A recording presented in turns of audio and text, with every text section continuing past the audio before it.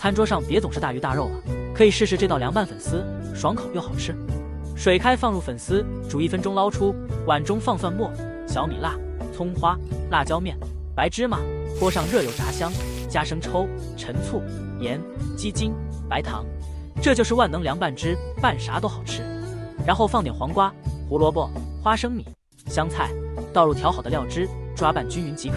酸辣爽口，越吃越想吃。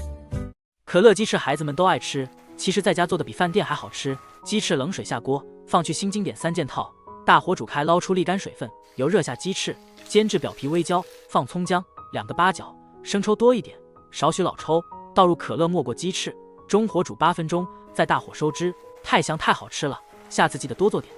你要是想吃酸辣粉，别去外面买16块一碗的，在家3块钱就搞定了。